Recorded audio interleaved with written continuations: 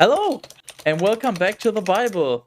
We are now in season 3, and we're starting off with a week of daily Bible readings because somebody thought that's a good idea. My fucking god. Same. Paris has acquired minuscule amounts of food. Please send help. Paris has bread. I have book. Boy, do I fucking enjoy bread. Well, as long as you don't enjoy fucking bread.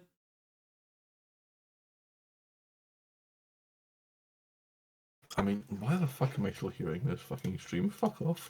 I keep hearing everything twice. Good. Are you ready? Jesus fuck. I put a lot of ham in this. Most of this, there's more ham in here than bread. Sounds like a ham-fisted decision.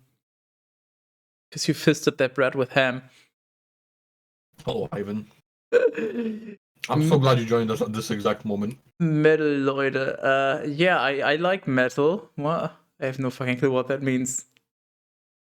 But if it's anything like what it would mean to a German, then sure. Makes no fucking sense, but hi. Would you like to join us? Quote from Drachenlord. Yeah, I'm not very familiar with that person. Let's put it that way. Look, there's an open guest spot. You have now the chance of your life to have the time of your life. Watch the 4-hour documentary about that man. Why? Why do you care? Why not listen to 4 hours of the Bible instead? That will equally negatively impact your life. Also nice echo terrace. No idea, I got stuck.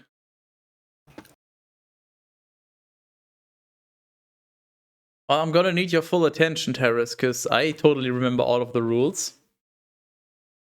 I don't even know what you're talking about. That's how much of my attention you have. Yeah, I'm about to start reading, so you need to pay attention to every single word, just in case a rule applies. Well, we both know that's gonna happen. Yeah, you can start pre-drinking, that's fine. But while I'm paying attention, make sure to inform the rest of the stream, you know? Alright. You know, they might not know. I mean, obviously I'll know, but the rest of the stream might not know. Yeah, you might not know. Not knowing. We're reading the Bible. This is actually the Bible. And if you're intending on staying and listening to this, you better have some alcoholic beverages with you. Have some brandy.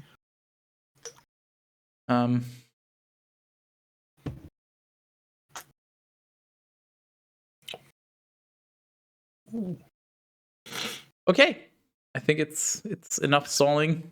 It is go time. First of all, we have to get rid of egg. To be fair, I do quite enjoy stalling. And enjoy your do not forcibly remove egg. Enjoy the last enjoy your last moments with egg. Oh no. He's being removed. Goodbye, egg. Was nice knowing you. Egg is no longer canonical in the Bible. Well, let me change that real quick.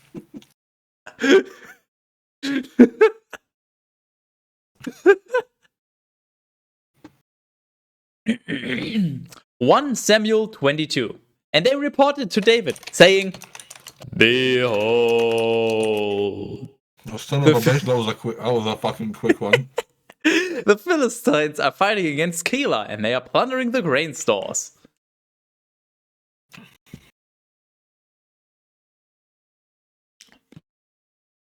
Therefore, David consulted the Lord, saying, Shall I go and strike down these Philistines?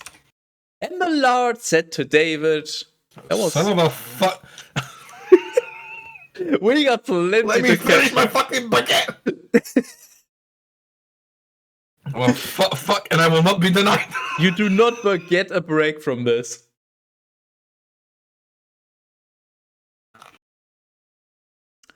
What if you just eat faster, Terrace? Eat faster, young. No. And the Lord said to David, Go, and you shall strike down the Philistines, and you shall save Keilah. And the men who were with David said to him, Behold. I am about to fucking. I'm about to start fucking peeling skin. What where a is that? fucking season Where is highlight. it? Right, there Holy it is. shit. Right, okay. I'm not making this up. I had to make sure. Oh my god.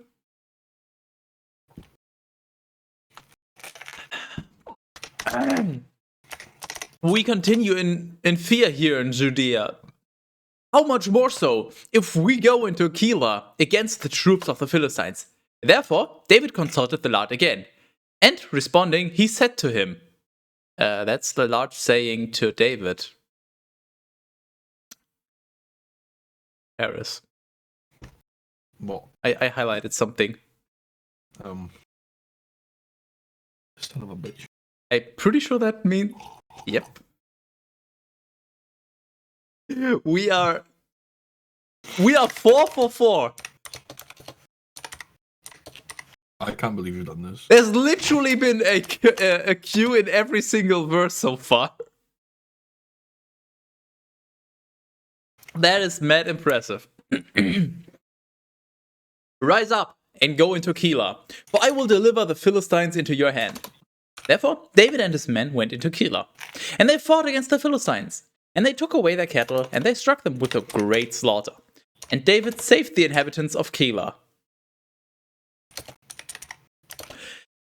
And in that time, when Abiathar, the son of Ahimelech, was in exile with David, he had descended to Keilah, having an ephod with him. Then it was reported to Saul that David had gone to Keilah. And Saul said, The Lord has delivered him into my hands, for he is enclosed, having entered into a city which has gates and bars. I'm so tempted to just do a find and replace, but I'm sure this only occurs once. Imagine if we replace gates and bars with gay bars. Terrace is not paying attention. He's just. I'm paying attention, but that's not as funny as you think. It is. And Saul instructed all the people to descend in order to fight against Keilah and to besiege David and his men. And when David had realized that Saul had secretly prepared evil against him, he said to Abiathar, the priest, Bring the ephod. And David said, O large skytess of Glasgow, your servant has heard a report that Saul is planning to go to Keilah, so that he may overturn the city because of me. Will the men of Keilah deliver me into his hands? And will Saul descend just as your servant has heard? O large skytess of Glasgow, reveal to your servant. And the Lord said, He will descend. And David said, Will the men of Keilah deliver me and the men who are with me into the hands of Saul? And the Lord said,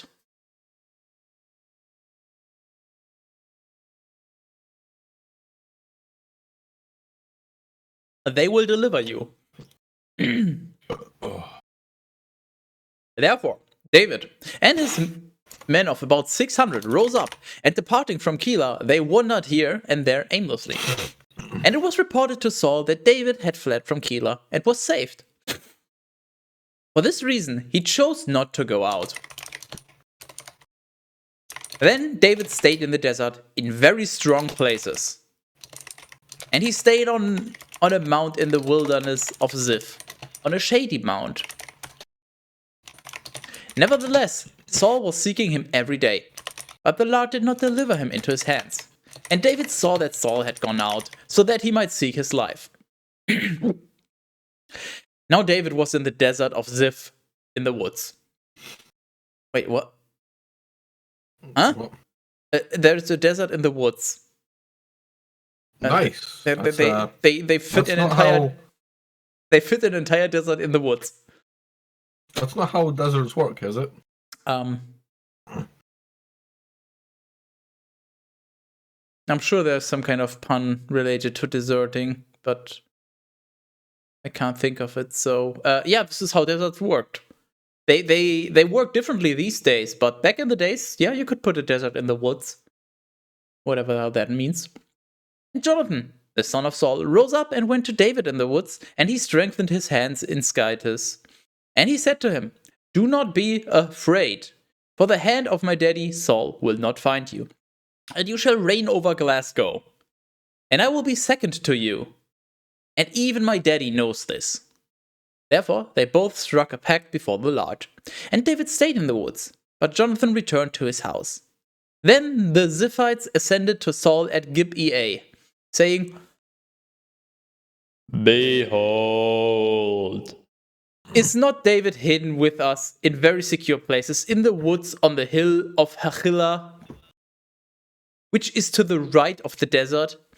Now, therefore, if your soul has desire to descend, then descend."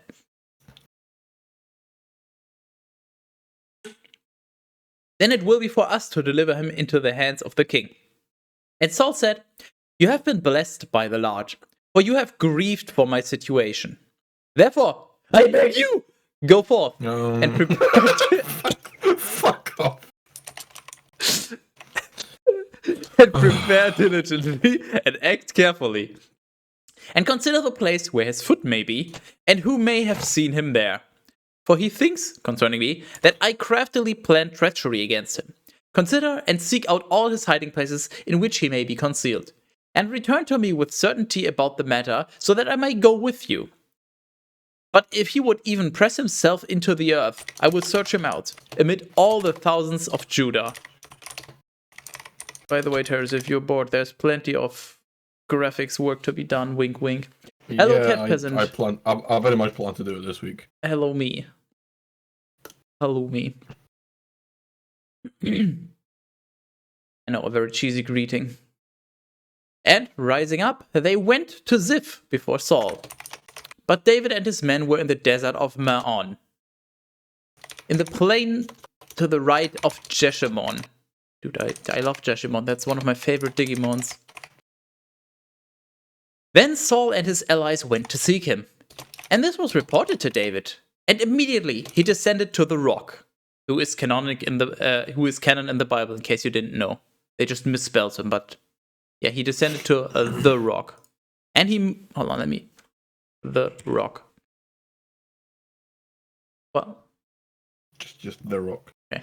And he moved about in the desert of Maon. Dwayne the Rock. And when Saul had heard of it, he pursued David in the desert of Maon. David. Maon.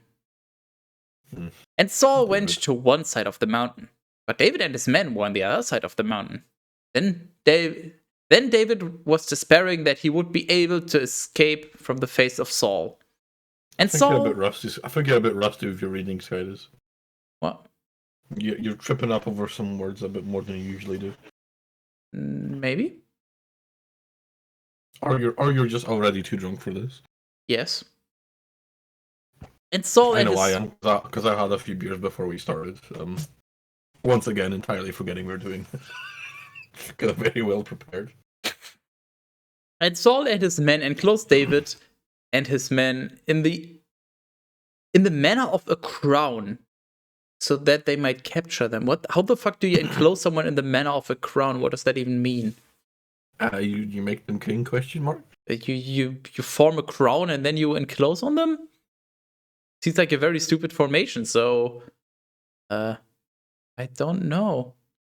And a messenger came to Saul, saying, "Hurry and come, because the Philistines have poured themselves out upon the land." Therefore Saul turned back, ceasing in the pursuit of David, and he traveled to meet the Philistines. For this reason, they called that place the Rock of Division. Damn, do they also have a Rock of Multiplication and Addition? Maybe even a Rock of Modulo? Harris does not understand, but that's okay.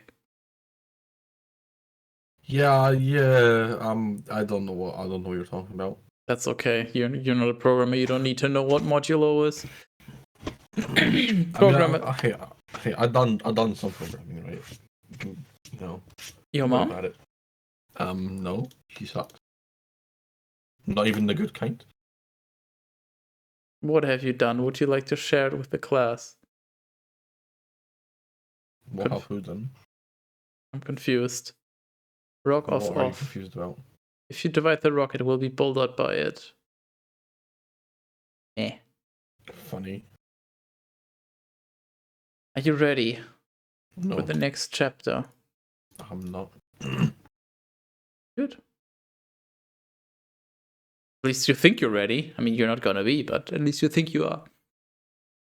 1 Samuel 24.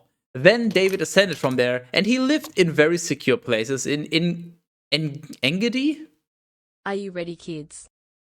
Aye, Captain. There's is confused, that's fine. And when Saul had returned after pursuing the Philistines, they reported to him, saying, I'm only here in body, not in spirit. David is in the desert of Engedi. What were you saying? I'm only here in body, not in spirit. Today's not my day. You brought this upon yourself. I have, yeah, you're correct. So maybe you should own up to it by consuming more alcohol. I can't consume too much because I got work tomorrow. That's fine. I don't think it is. You're gonna be dodging work anyway, so it's fine. Yeah, but I still need to at least, not be an idiot.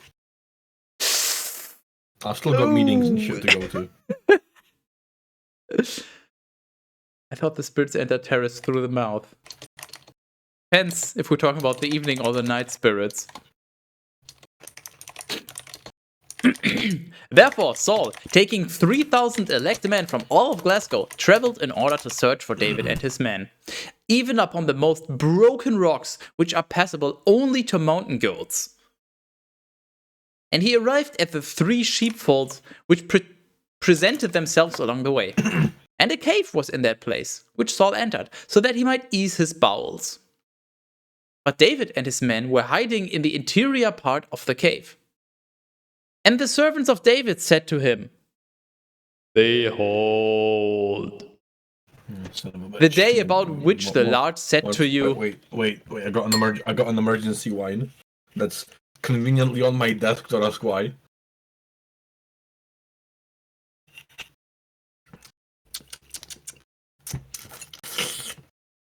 Yes, give me drinking ASMR, Terrace, thanks.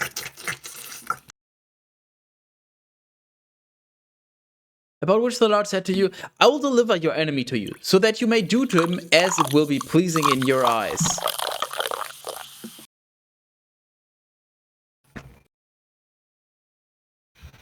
Terrace is very pleased with himself. He is now awaiting reaction. I mean, you asked for it. I did. Then David rose up, and he quietly cut off the edge of Saul's cloak. After this, his own heart struck David because he had cut off the edge of Saul's cloak. And he said to his men... I'm sorry, what? I'm hearing the same things being spoken over and over. No. Let me repeat. Then David rose up, and he quietly cut off the edge of Saul's cloak. After this, his own heart struck David because he had cut off the edge of Saul's cloak. So it's basically he went there and he destroyed his cloak, and then he was like, oh fuck, I just destroyed his cloak. I'm such an asshole. That's the most redundant thing I've ever heard. No, you're just lying. Or your memory is already failing you. And he said to his men, May the Lord be gracious to me, lest I do this thing to my Lord, the Christ of the Lord, so that I lay my hand upon him. For he is the Christ of the Lord. Speaking of redundancy. And David restrained his men with his swords, and he would not permit them to rise up against Saul. And so Saul, going out of the cave, continued to undertake his journey. Then David also rose up after him, and departing from the cave, he cried out behind the back of Saul, saying, My lord, the king! And Saul looked behind him. And David, bowing himself face down to the ground, reverenced. And he said to Saul, Why do you listen to the words of the men who say, David seeks evil against you? Behold. This day your eyes have seen that, that the Lord has delivered you into my hands in the cave. And I thought that I might kill you, but my eye has spared you. Imagine having hands. For I said, I will not extend my hand against the Lord, for he is the Christ of the Lord. Moreover, see and know, O my daddy, the edge of your cloak in my hand. For though I cut off the top of your cloak, I was not willing to extend my hand against you. Turn your soul and see that there is no evil in my hand, nor any iniquity or sin against you. Yet you lie in wait for my life, so that you may take it away. May the Lord judge between me and you, and may the Lord vindicate me from you. But my hand will not be against you. So too it is said in the ancient proverb, from the impious, impiety will go forth. Therefore my hand will not be upon you. Whom are you pursuing, O King of Glasgow? Whom are you pursuing? You are pursuing a dead dog, a single flea. May the Lord be the judge, and may he judge between you and me. And may he see and judge my case, and rescue me from your hand. Speaking of redundancy. But it was not 3 times, unfortunately. And when David had completed speaking words in this way to Saul, Saul said, Could this be your voice, my son David? And Saul lifted up his voice, and he wept. And he said to David, You are more just than I am, for I have distributed good to me. For you have distributed good to me, but I have repaid evil to you. And you have revealed this day the good that you have done for me. How the Lord delivered me into your hand, but you did not kill me. For who, when he will have found his enemy, will release him along a good path? So may the Lord repay you for this good turn, because you have acted on my behalf this day. And now I know certainly that you shall be king, and you shall have the kingdom of Glasgow in your hand. Swear to me in the Lord that you will not take away my offspring after me, nor take away my name from the house of my daddy. And David swore to Saul. Therefore Saul went away to his own house, and David and his men ascended to places that were more secure.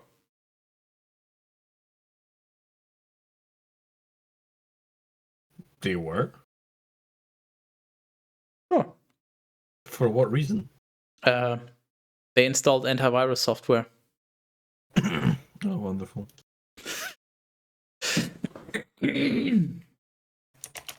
1 Samuel 25. Then Samuel died. Wait! Fuck off! Are you okay, Terrence?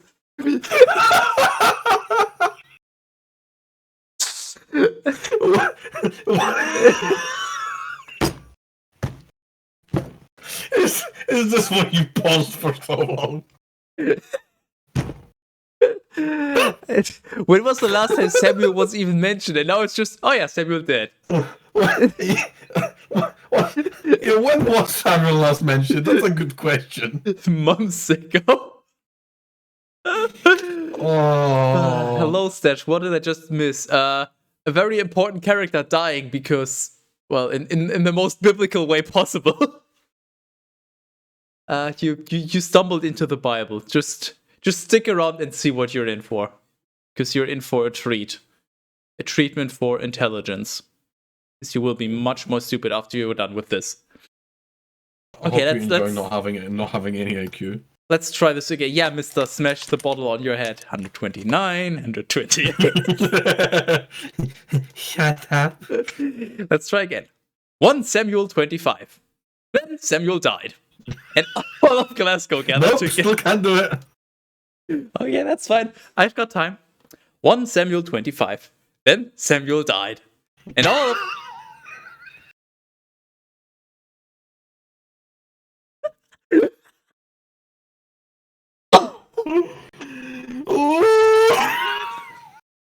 It's not gonna be that hardcore. You need help. Right, no. Hold, give me a sec. I'm fine, let's go. You're not. 1 Samuel 25. Then Samuel died. And all of Glasgow gathered together. and they mourned him. There we go, we did it! You're a winner! And they buried him at his house in Ramah. And David, rising up, descended to the desert of Paran. Now there was a certain man in the wilderness of Maon, and his possessions were at Carmel. And this man was exceedingly great, and 3,000 sheep and 1,000 goats were his. And it happened that he was shearing his sheep at Carmel. Now the name of this man was Nabal, and the name of his wife was Abigail. And she was a very prudent and beautiful woman, but her husband was hard-hearted and very wicked and malicious. And he was of the stock of Caleb. Therefore, when David, in the desert, had heard that Nabal was shearing his sheep, he sent 10 young men, and he said to them, Ascend to Carmel, and go to Nabal, and greet him in my name peacefully. And you shall say, Peace be to my homies and to you, and peace to your house, and peace to whatever you have. I have heard that your shepherds who were with us in the desert were shearing. We have never troubled them, nor was anything from the flock missing to them at any time, during this entire time that they have been with us in Carmel. Question your servants, and they will tell you. Now therefore, may your servants find favor in your eyes, for we have arrived on a good day. Whatever your hand will find, give it to your servants and to your son David. And when the servants of David had arrived, they spoke to Nabal all these words in the name of David. And then they were silent. But Nabal, responding to the servants of David, said, Who is David? And who is the son of Jesse? Today, servants who are fleeing from Today, servants who are fleeing from their lords are increasing. Therefore, I shall take my bread and my water and the meat of the cattle that I have slain for my shearers and give it to men when I do not know where they are from? And so the servants of David traveled back along their way. And returning, they went and reported to him all the words that he had said. Then David said to his servants, Let each one gird his sword. And each one girded his sword. And David also girded his sword. And about 400 men followed David. But 200 remained behind with the supplies. Then it was reported to Abigail, the wife of Nabal, by one of his servants, saying, Behold, David has sent messengers from the desert so that they might speak kindly to our Lord, but he turned them away. These men were good enough to us and were not troublesome. Neither did we ever lose anything during the entire time that we conversed with them in the desert. Terrace, it still says anything. Good. That's funny. Yeah, I just wanted to point out to you. You tried to fix it and you still failed. You suck. You're welcome. They were a wall to us, as much in the night as in the day, during all the days that we were with them, pasturing the sheep. For this reason, consider and realize what you should do. For evil has been decided against your husband and against your house, and he is a son of Belial, so that no one is able to speak to him. And so Abigail hurried, and she took 200 loaves and 2 vessels of wine, and 5 cooked sheep, and 5 measures of cooked grain, and 100 clusters of dried grapes, and 200 masses of dried figs, and she set them upon donkeys. And she said to her servants, Go before me. Behold, Oh no. I will follow after your back.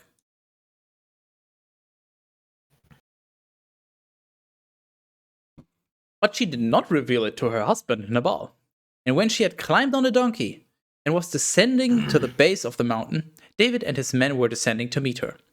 And she met them. And David said, Truly, in vain have I persevered all that was his in the wilderness, so that nothing perished out of all that belonged to him. And he has repaid evil to me for good. May Skytis do these things by the enemies of David, and may he add these other things, if I leave behind until morning, out of all that belongs to him, anything that urinates against a wall. What? Roll credits!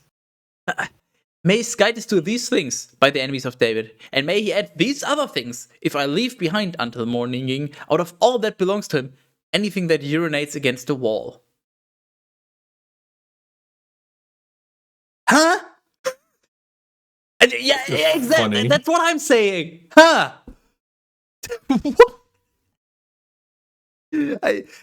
Anything that urinates against the wall, I guess that just means it's a fancy way of saying men, but like this entire sentence is just. I think I get what they're trying to say, but holy fuck is it convoluted.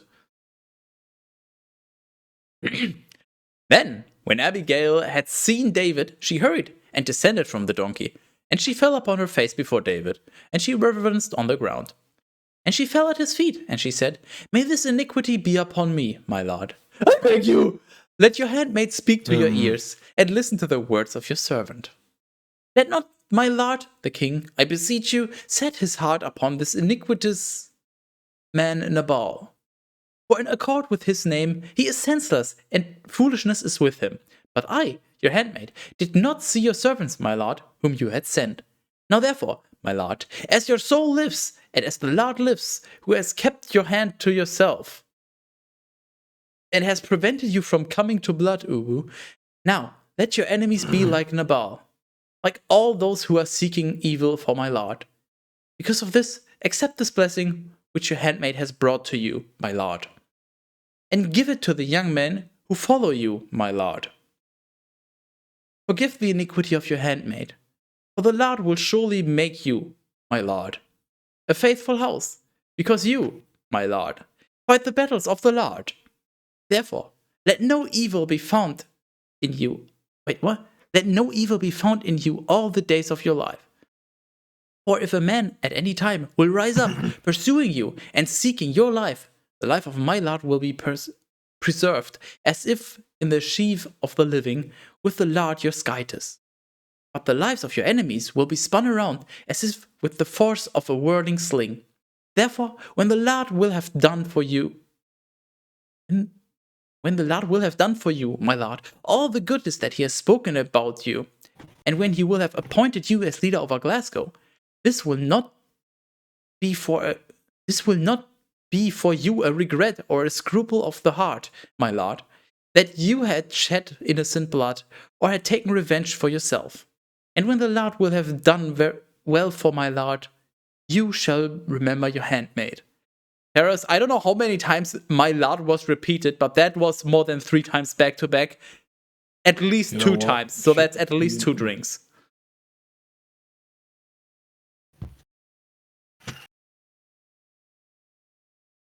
Oh, what the fuck did I just read? Holy shit. Imagine, Terrace, if I spoke like this all the time, Terrace, always explicitly addressing you, Terrace, by your name, which is Terrace. So you always know that I'm talking to you, Terrace. That's literally how Russians speak, but they just use the word friend. What the fuck? And David said to Abigail, Blessed is the Lord, the Skytis of Glasgow, who sent you this day to meet me. And blessed is your eloquence. Eloquence? Excuse me? What? Anything but that. And blessed are you, who prevented me today from going to blood, and from taking revenge for myself with my own hand. But instead, as the Lord Skytis of Glasgow lives, he has prevented me from doing evil to you. But if you had not come quickly to meet me, there would not have been left to Nabal by the morning light anything that urinates against the wall. They really like that metaphor for men. Yeah, seems like it. Then David received from her hand and all that she had brought to him. Excuse me, what? David got hand from her? What does that actually mean in this context? My mind is too dirty because I can only think of one thing. And I doubt that's it. Does it just mean the helping hand? But from her Then David received from her hand all that she had brought. So that just means she gave all the stuff, I guess. And he said to her, "Go in peace to your own house." Behold, I have heeded your voice, and I have honored your face. Okay, now, you know what? You figure out what I mean by this. No. what bit? No, it's fine. Well. Then Abigail went to Nabal, and behold, he was holding a feast for himself in his house, like the feast of a king.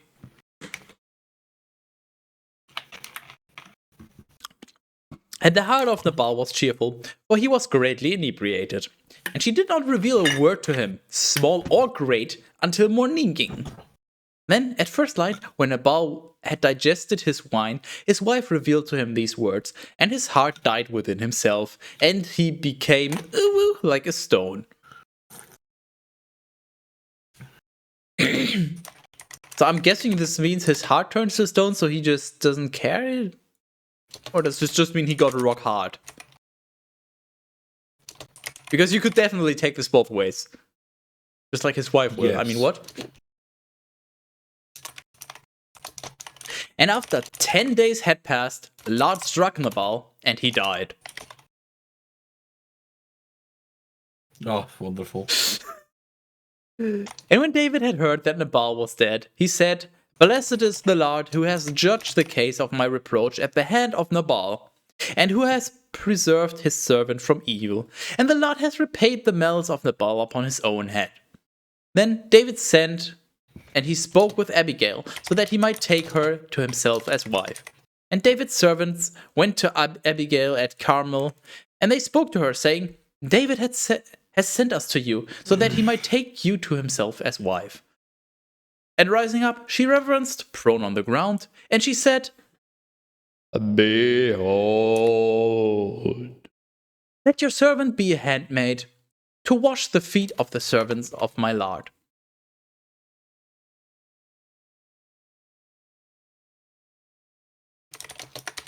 And Abigail rose up and hurried, and she climbed upon a donkey, and 5 girls went with her, her attendants. And she followed the messengers of David, and she became his wife. Moreover, David also took Ahinoam of Jezreel. Hey, Terrace, remember Ahinoam of Jezreel?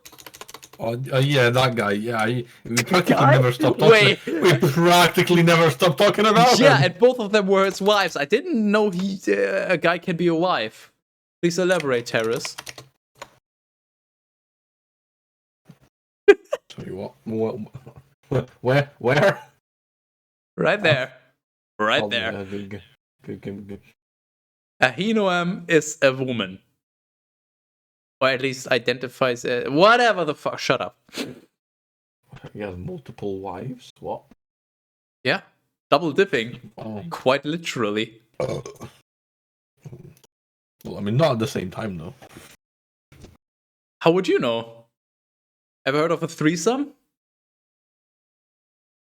No, is it tasty? It's like a croissant, but a threesome. Nice. Holy shit. Impressively bad. Then Saul gave his daughter Michal, the wife of David, to Palti, the son of Laish, who was from Galim.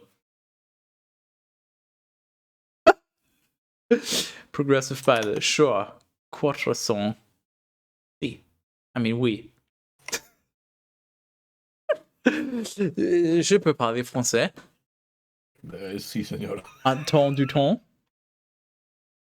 Yeah, that one. Do you One- even croissant? Sure, why not? Oh, wonderful.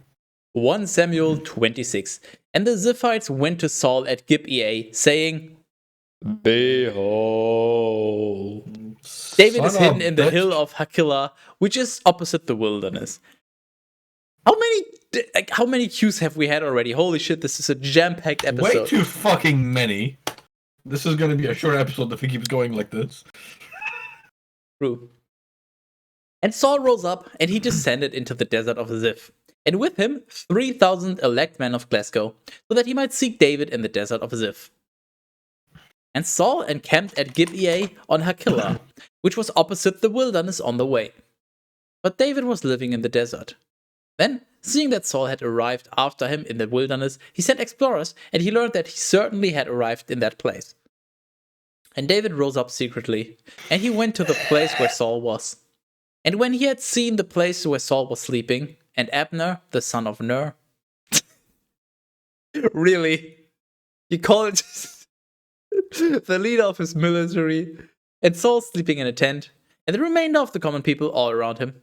David spoke to Ahimelech the Hittite, and to Abishai the son of Zeruiah, the brother of Joab, saying, "Who will descend with me to Saul in the camp?" And Abishai said, "I will descend with you." Therefore, David and Abishai went to the people by night, and they found Saul lying down and sleeping in the tent, with his spear fixed in the ground at his head. And Abner and the people were sleeping all around him. And Abishai said to David, "Skytus has enclosed your enemy this day in your hands. Now, therefore, I will pierce him with my lance through the ground once, and there will not need be a second." And David said to Abishai, "You shall not kill him, for he may extend his hand against the Christ of the Lord." For who may extend his hand against the Christ of the Lord and yet be innocent? And David said, "As the Lord lives, unless the Lord himself would strike him, or unless his day to die will have arrived, or unless descending into battle he will perish, may the Lord be gracious to me, so that I may not extend my hand against the Christ of the Lord. Now therefore, take the spear that is at his head, and the cup of water, and let us go." The cup of water? Huh? So basically they take his weapon and his water. I'll give him the water back. Or, alternatively, they just snuck up on his tent with a bottle of water, and then the one guy was like, "Okay, I'll kill him." And then the other was like, "No, don't kill him. That doesn't then we're no better than him." So instead, they take this bottle of water, or cup of water rather, put his hand in it, so he pees himself, and then they run away. Nice. Yeah, that's pretty good, yeah. And so David took the spear and the cup of water that was at Saul's head, and they went away. And there was no one who saw it, or realized it, or awakened, but they were all sleeping. For a deep sleep from the Lord had fallen over them. And when David had crossed over to the opposite side, and had stood upon the top of the hill far away, so that there was a great interval between them, David cried out to the people and to Abner, the son of Ner, saying, "Will you not respond, Abner?" And responding, Abner said, "Who are you, that you would cry out and disquiet the king?" And David said to Abner, "Are you not a man? Or who else is like you in Glasgow? Then why have you not guarded your lord the king? For one of the people entered, so that he might kill the king, your lord. This is not good, what you have done.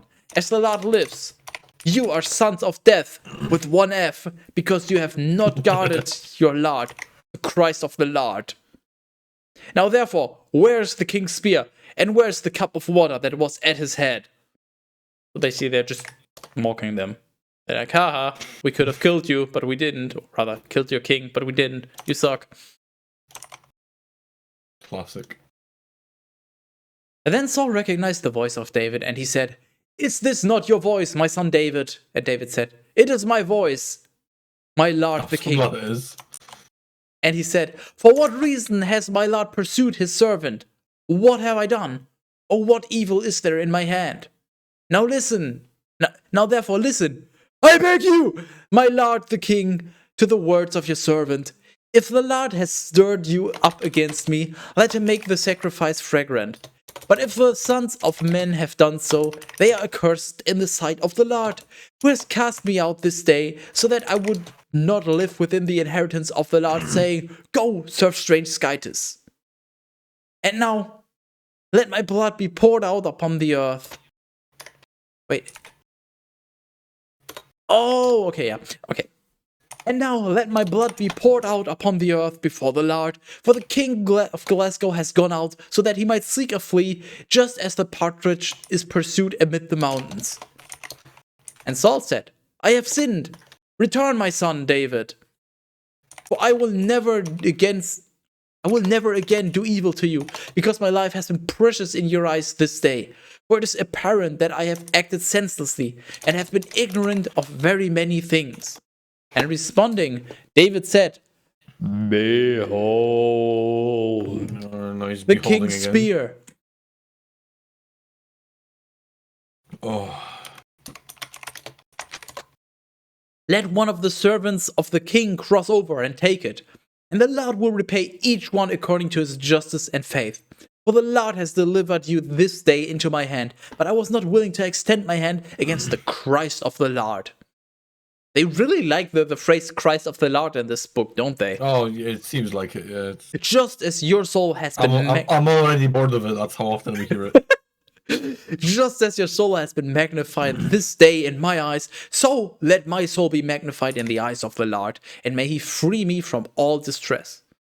Then Saul said to David, You are blessed, my son David, and whatever you may do, it shall certainly succeed. And David departed on his way, and Saul returned to his place. And they lived happily ever after. The end. Fuck off. Abner, I showed you my dick. Please respond. David, what? The King's Spear. Ooh. Hey, Torvik, friend. How are you doing, friend? This is how you speak to Russians, friend, correct? Friend? Harris has told me that. Yeah, that's how every Russian speaks in every movie.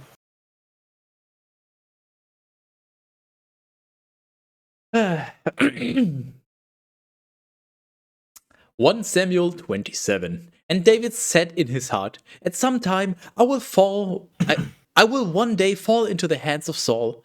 Is it not better if I flee and be safe in the land of the Philistines, so that Saul may despair and cease to seek me in all the parts of Glasgow? Therefore I will flee away from his hands. And David rose up and went away, he and 600 men who were with him, to Achish, the son of Maok, the son of Gath. And David lived with Achish at Gath, and he and his men, each man with his household, and David with his 2 wives, Ahinoam the Jezreelite, and Abigail, the wife of Nabal of Carmel. Oh, my throat is gonna die if I keep doing this. Perfect. I'm not good at reading. No, you're doing pretty fucking well so far. What? And it was reported to Saul that David had fled to Gath, and so he did not continue to seek him. And David said to Achish, If I had found favor in your eyes, I have found favor in your eyes, let a place be given to me in one of the cities of this region, so that I may live there. For why should your servant stay in the city of the king with you? And so Achish gave Ziklag to him on that day. And for this reason, Ziklag belongs to the kings of Judah, even to this day. Ah yes, Ziklag. Who hasn't heard of it? Yeah, bro, I have his name tattooed on my fucking left butt cheek. Good. I mean, Ziklag is definitely better than normal lag. I can assure you that. Or maybe it's Ziklag. Maybe I'm mispronouncing it. No. Why are you doing your accent? Why are you doing this Bible streams? What is your motivation for this? Some people may get this as blasphemy. Did you think about it? It's very simple. It's funny. It's funny. I don't care. Yes, I have. If someone thinks it's blasphemy, then I want to meet that person and tell them to fuck off. Oh yeah. Also, if somebody thinks this is blasphemy, they're welcome to join us on the stream, and we can try to talk about the Bible. I mean, we all know how it's gonna end, but hey, if you actually believe the bullshit that's written here, let me know. We can talk about it. Maybe you can change our minds. Or maybe you can at the very least amuse us. No, I don't care. If somebody thinks this is blasphemy, then they can blaspheme fuck off. Classic. There's no fucking good word that starts with fem. And then they're a blaspheme boy. Ha! Got him! There we go. No, I simply do not care. You should know at this point that I really don't care much what other people think. Nobody speaks like that in Russia in reality. Youngsters and mobs are using words like bro or something like this. I try and say that all the American movies have lied to us. Is that what you're trying to tell us? No, they have heavied to us.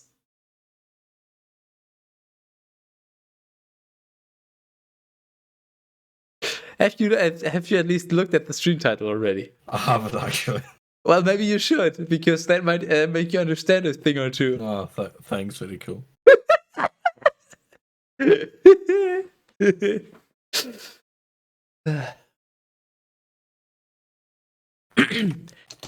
Now, the number of days that David lived in the region of the Philistines was 4 months. And David and his men went up and took plunder from Geshuri, and from Gurzi, and from the Amalekites. Amalekites, yeah, that was correct, okay. What a weird word. For in the land long ago, these were the inhabitants of the area, going from Shur as far as the land of Egypt. And David struck the entire land. Neither did he leave alive man or woman. Neither nor. But hey, fuck you. What do you know about English or anything? Fuck you, Bible. And he took away the sheep, and the oxen, and the donkeys, and the came. Sorry, what? Try that one. Run that one by me once again. Just read. You know what? How about you just read 27:9 for us, Terrace? Just read it. Actually, 27. Oh, I can't. 27:9. And David struck the entire land. Neither did he leave alive man or woman, and he took away the sheep and the oxen and the donkeys and came ools the garments, and he returned and went to Achish. have you figured out? Ools. Ools. Do you know what this is supposed to be?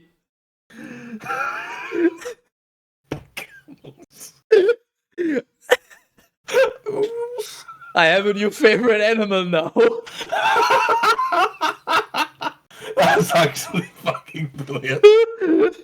I can't believe we've done this. That's a good one. That can stay. Of course it can stay. That can be a new permanent addition. What do you mean permanent edition? Obviously it's staying. We're not gonna alter this book. Except for when it's appropriate. Did you read already the place where one person have to eat poop because of his mission? Nope. We read plenty of stupid passages, but I don't think we've gotten into the scat part yet. Oh. Terrace thinking about scat. Oh, it's fine. I do that daily. Sounds like a shitty idea. It is, fun enough. Then Achish said to him, "Whom did you go out against today?" And David responded, "Against the south of Judah, and against the south of Jerahmeel, and against the south of Kenny." Neither man nor woman was left alive by David. Neither did he lead back any of them to Gath, saying, lest perhaps they may speak against us. David did these guys. Hold on. David did these things, and this was his decision during all the days that he lived in the region of the Philistines. Therefore, Achish trusted David, saying, "He has worked so much harm against his people in Glasgow, and so he will be a servant to me forever." Skydis. How do you pronounce David in German? David? There you go. That's how you need to pronounce it now. I'm not gonna remember that. I'm sorry, this is being forced upon you now. What's in it for me? More comedic value. I have infinite comedic value right here. It will certainly confuse people a lot more. I have infinite comedic value in my head. I just choose to keep it to myself for the most part. I'm just adding it to the pile. Pile of shit that you're into. You fucking scat fetishist weird. See, I have infinite comedy in my head. Fucking king shaming much. Sorry, it's a shitty thing to do, I know. Terrace when he sees a big poop.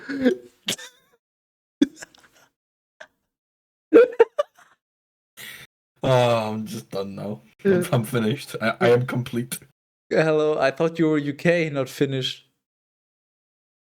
Or Polish, depending on. A big checklist, you know, do everything, tick. Including my mom? Yes. 1 Samuel 28. Now it happened that, in those days, the Philistines gathered together their troops so that they might be prepared for war against Glasgow. And Achish said to David, I know now, certainly, that you will go out with me to war, you and your men. And David said to Achish, you know now what your servant will do. And Achish said to David, and so I will appoint you to guard my head for all days. Now Samuel was dead, and all of Glasgow mourned for him, and they buried him in Ramah, his city. More like Ramah dick in your god, and Saul. Ooh. He's dead. He's not gonna make those noises, terrorists. Saul. I'm so fucking done already. Jesus fucking Christ. I'm not gonna survive this week. I'm gonna be dead by Wednesday. At least you're not dead by day. I mean, what? Fuck off. Well, would you rather be left for dead? I'm gonna peel the skin off your elbow like a fucking tangerine. You committed to a week of Bible. You have 7 days to die.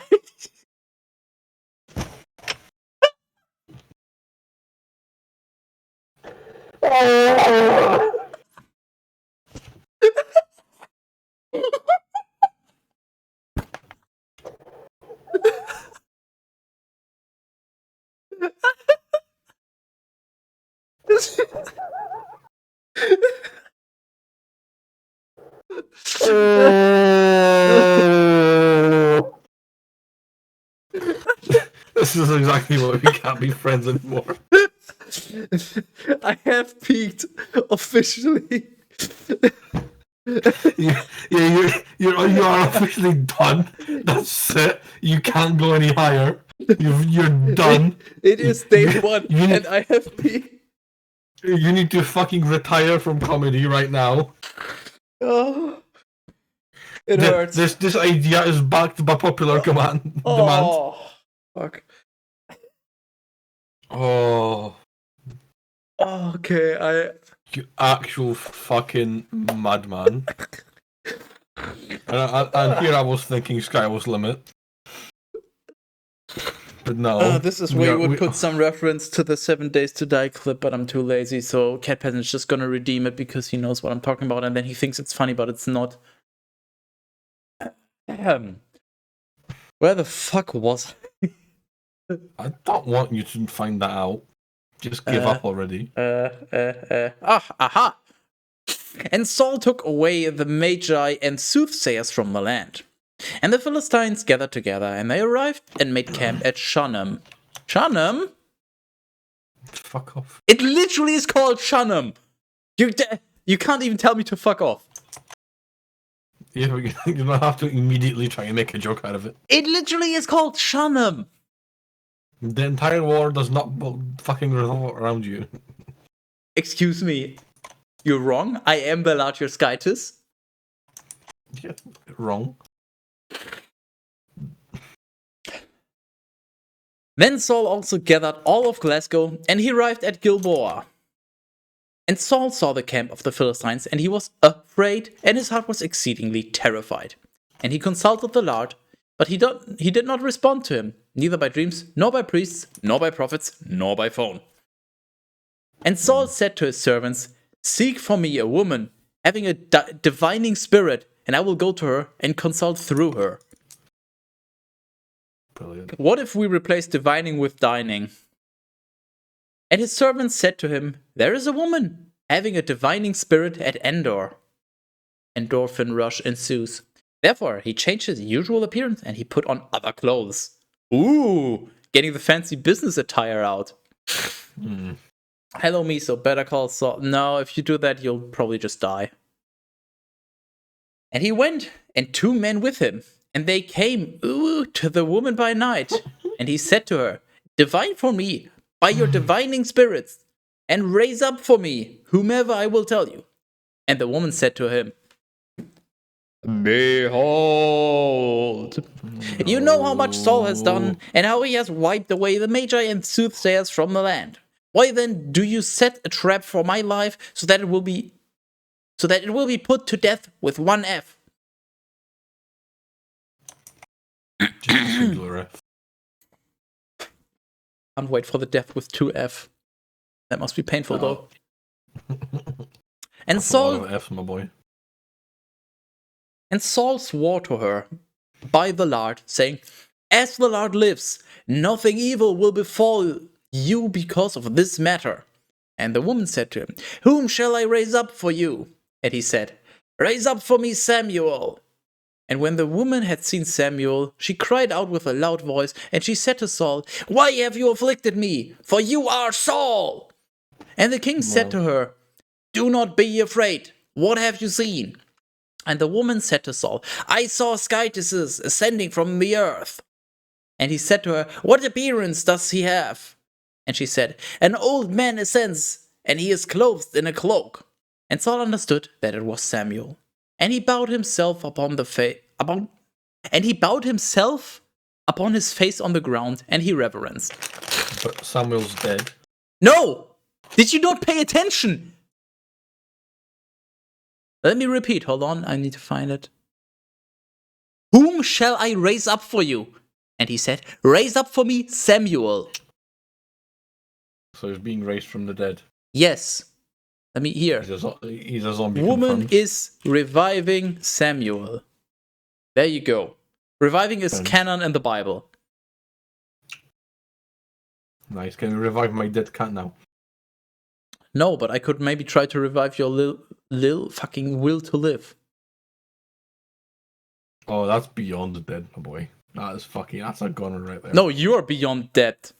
But hey, with enough money, even that is fixer. Give me all of your money. Then Samuel said to Saul, why have you disquieted me, so that I would be raised up? And Saul said, I am greatly distressed. For the Philistines fight against me, and Skytis has withdrawn from me. And he is not willing to heed me, neither by the hand of prophets, nor by dreams. Therefore I have summoned you, so that you would reveal to me what I should do. And Samuel said, why do you question me, though the Lord has withdrawn from you, and has crossed over to your rival? For the Lord will do to you just as he spoke by my hand, and he will tear your kingdom from your hand, and he will give it to your neighbor, David. For you did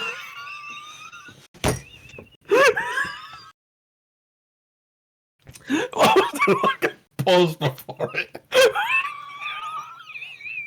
You are so infinitely welcome. Oh, that's brilliant. Yeah, that's all I want to from now on.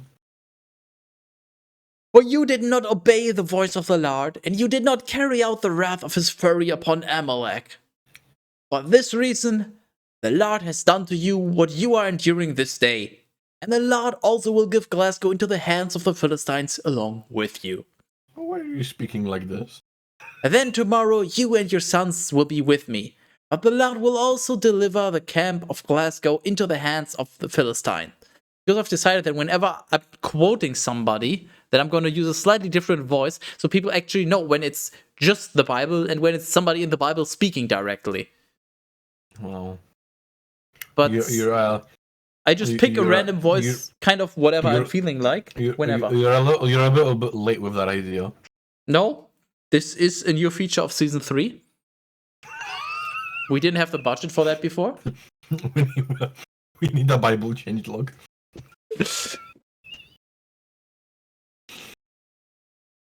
And immediately Saul fell stretched out on the ground. He just did a fucking... everybody do the flop. Stretched over. For he was terrified by the words of Samuel, and there was no strength in him, just dexterity and a little bit of intelligence, maybe. For he had not eaten bread all that day. And so the woman entered to Saul, for he was very troubled, and she said to him, Behold, your handmaid has obeyed your voice, and I have placed my life in your hand. And I have placed my life in my hand? Huh? Your handmaid has obeyed your voice, and I have placed my life in my hand. And I have heeded the words which you spoke to me. And so now I ask you to heed the voice of your handmaid, and let me place before you a morsel of bread, so that by eating you may recover strength, and you may be able to undertake the journey. Hey Terrace, you do know that she said behold, right? No. She literally did. But he refused, and he said, I will not eat. But his servants and the woman urged him, and after some time, heeding their voice, he rose up from the ground, and he sat upon the bed. Now the woman had a fatted calf in the house, and she hurried and killed it. And taking meal, she kneaded, however the fuck you pronounce this word. Needed. What? Needed, yes. I've never seen the past tense of this word, so I wasn't sure. She needed it. Need for meat. I do enjoy meat. And she baked unleavened bread. And she set it before Saul and before his servants. And when they had eaten, they rose up, and they walked all through that night. Bread. Rise through your night over. I need you. Thanks, Miso. Ooh, that's all I have to say to that. 1 Samuel 29. And then all the troops of the Philistines were gathered together at Aphek. But Glasgow also made camp above the spring which is in Jezreel. And indeed, the princes of the Philistines advanced by hundreds and by thousands. But David and his men were in the rear with Achish. And the leaders of the Philistines said to Achish, What do these Hebrews intend to do? And Achish said to the leaders of the Philistines, Could you be ignorant about David, who was the servant of Saul, the king of Glasgow, and who has been with me for many years, many days, even years? And I have not found within him anything from the day that he fled to me, even to this day. Then the leaders of the Philistines became angry against him, and they said to him, Let this man return, and let him settle in his place, which you appointed for him. But let him not descend with us to battle, lest he become an adversary to us when we begin to fight. For in what other way will he be able to please his Lord, except with our heads? Is not this the David about whom they were singing while dancing, saying, Saul struck down his thousands, but David his 10,000s? Thanks, Harris. I enjoy money. Therefore Achish called David, and he said to him, As the Lord lives, you are good and righteous in my sight, even in your departure and your return with me in the military camp. And I have not found anything evil in you from the day that you came to me, even to this day. But you are not pleasing to the princes. Therefore, return and go in peace, so that you do not offend the eyes of the princes of the Philistines.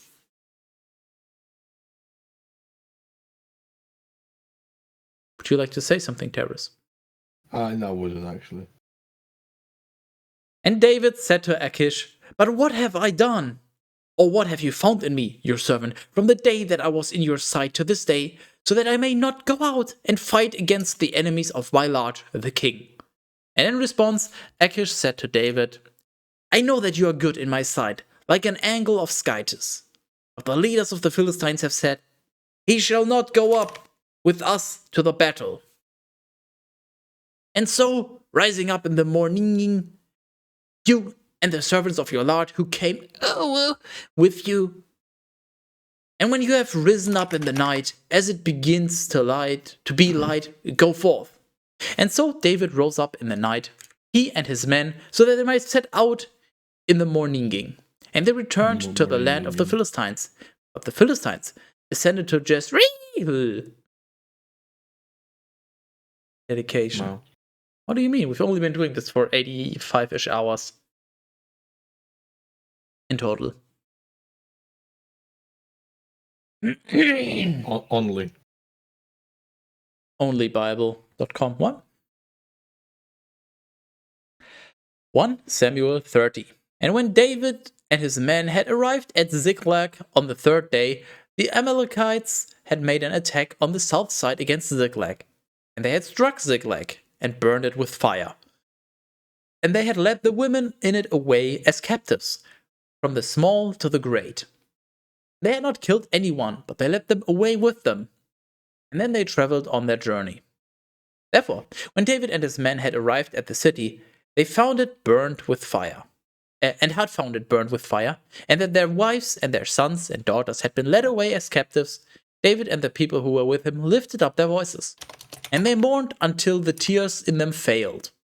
For indeed, the two wives of David also had been led away as captives, Ahinoam the Jezreelite, and Abigail, the wife of Nabal of Carmel, in case you forgot the two women who were mentioned 5 times already.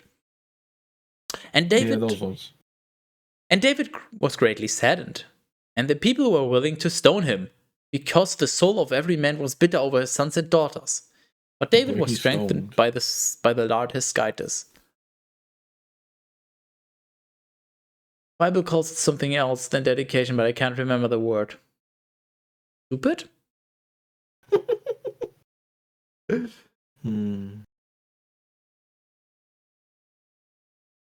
And he said to the priest Abiathar, the son of Ahimelech, "Bring the ephod to me." And Abiathar brought the ephod to David. And David consulted the Lord, saying, "Shall I pursue these robbers, and will I overtake them or not?" And the Lord said to him, That he did, yeah. "Pursue, for without doubt you will overtake them and find the prey." Therefore David went away, he and the 600 men who were with him. And when they arrived as far as the torrent Besor... What? And they arrived as far as the torrent Besor. I don't think this one was mentioned before, because I have no fucking clue how I'm gonna pronounce it. Anyways. And certain ones, being weary, stayed there. Ah, yes, the certain ones. Thanks, Bible. But David pursued, he and 400 men. For 200 stayed, who, being weary, were not able to cross the torrent Besor. Thanks. And they found an Egyptian man in the field, and they led him to David. And they gave him bread so that he might eat, and water so that he might drink, and also a section of a mass of dried figs. Games. And 2 clusters of dried grapes. And when he had eaten, his spirit returned. Aren't dried grapes just raisins? And he was refreshed. Raisins, yes, technically, but that wasn't a thing back then. Like, they didn't have a name for that. Oh, they didn't need to have a name for that. That's why they described it. A raisin is a dried grape, but back then there wasn't the term raisin, so they just said dried grape. Wow. Well, on the topic of a dried grape, I'm gonna go take a piss. Ooh. Yeah, that one. For he had not eaten bread nor drank water for 3 days and 3 nights. And so David said to him, "To whom do you belong? Or where are you from? And where are you going?" And he said, "I am a young man of Egypt, the servant of an Amalekite man. But my Lord abandoned me, because I began to be sick the day before yesterday. For indeed, we broke forth to the southern side of Kerethi? How the fuck are you supposed to pronounce this? Kerethi? Fuck you. And against Judah, into the south of Caleb, and we burned Ziklag with fire." And David said to him, "Are you able to lead me to this battle line?" And he said, "Swear to me by Skytis that you will not kill me, and that you will not deliver me into the hands of my lord, and I will lead you to this battle line." And David swore to him. And when he had led him Behold. They were stretched out on the face of the land everywhere, eating and drinking and celebrating as if it were a feast day, because of all the prey and spoils that they had taken from the land of the Philistines and from the land of Judah. And David struck them down from even. What the fuck? Okay. From eveninging until eveninging of the next day. And no one amongst us them escaped, except 400 youths who claimed on Cameuls and fled. Harris, you missed the behold. I did, hold on. Therefore, David rescued all that the Amalekites had taken, and he rescued his 2 wives, and nothing was missing, from small even to great among us, the sons of daughters, and among us, the spoils, and among us, everything that they had seized. David returned it all. And he took all the flocks and the herds, and he drove them before his face, and he said, "This is the prey of David." Then David arrived at the 200 men who, being weary, had stayed, for they had not been able to follow David. And he had ordered them to remain at the torrent Besor. And they went out to meet David, and the people who were with him. Then David, drawing near to the people, greeted them peacefully. And all the wicked and iniquitous men out of the men who had gone with David responding, said, "Since they did not go with us, we will not give them anything from the prey that we have rescued. But let his wife and children be enough for each of them when they have accepted this, they may go back." Basically, they're just like, well, we fought them, so you don't get anything, fuck you. But David said, "You shall not do this, my brothers, with these things that the Lord has delivered to us, for he has preserved us, and he has given into our hands the robbers who broke out amongst us. And so, let no one heed you over these words, but equal shall be the portion of him who descended to the battle, and of him who remained with the supplies, and they will divide it alike." And this has been done from that day and thereafter. It was established as a statute and as if law in Glasgow even to this day. Then David went to Ziklag, and he sent gifts from the prey to the elders of Judah, his neighbors, saying, "Receive a blessing from the prey of the enemies of the Lord." To those who were in Bethel, and who were in Ramoth towards the south, and who were in Jeter, and who were in Aroah, and who were in Sifmoth, and who were in Eshtemoa, and who were in Rachel, and who were in the cities of Jerahmeel, and who were in the cities of Kenny, and who were in Hormah, and who were at the lake of Ashan, and who were in Ethak, and who were in Hebron, and to the remainder who were in those places where David had stayed, he and his men. First of all, how many fucking times did they just repeat those who were in? Second of all, yes. I need a refill because I'm behind 2 drinks now. But third of all, have fun. Well, I'm not really the type to have fun.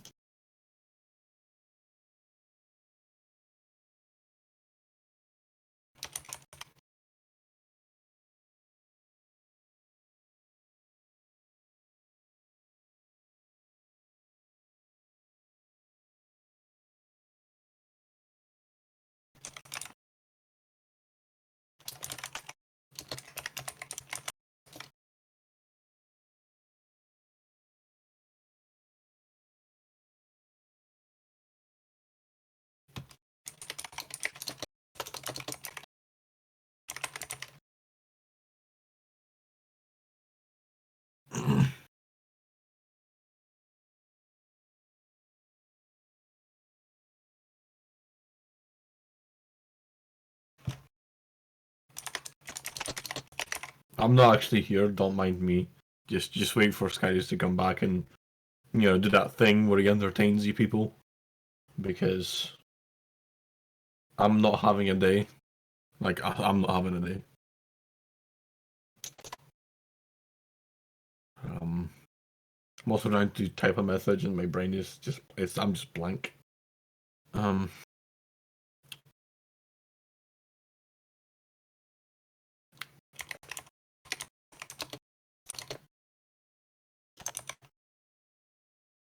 I'm not gonna play Dwarf Fortress, at least for now. I mean, I might eventually, probably.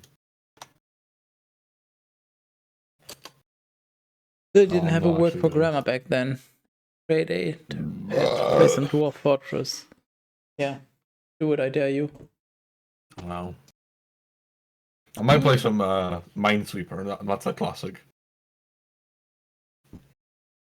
Um, I'm not gonna have a better day tomorrow. Out of fucking spite, I'm gonna make sure I have a worse day tomorrow. something Demon Crow. I'm gonna start that by having an energy drink so that I can actually sleep. So that I have an even worse day because I won't sleep, so I'll just be tired tomorrow.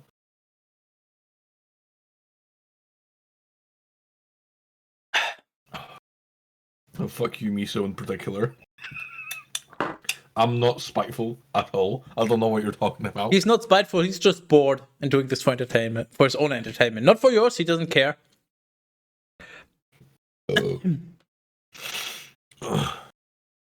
1 Samuel 31. Now the Philistines were fighting against Glasgow, and the men of Glasgow fled before the face of the Philistines, and they fell down slain on Mount Gilboa. And the Philistines rushed upon Saul and upon his sons, and they struck down Jonathan and Abinadab and Melchishua, the sons of Saul. And the entire weight of the battle was turned against Saul, and the men who were archers pursued him. And he was severely wounded by the archers. And Saul said to his armor-bearers, "Draw your sword and strike me, otherwise these uncircumcised men may come and kill me, mocking me." I just love the added implication there. Oh, draw your sword. Oh, that is just... Oh, that is brilliant. Please kill me. They're gonna play Soggy Biscuit with me. I mean, what? One man, one jar. One man, one circumcision. And his armor bearer was not willing, for he had been struck with an exceedingly great fear. And so Saul took his own sword, and he fell upon it. And when his armor bearer had seen this, namely that Saul had died, he too fell upon his sword, and he died with him. Therefore Saul died.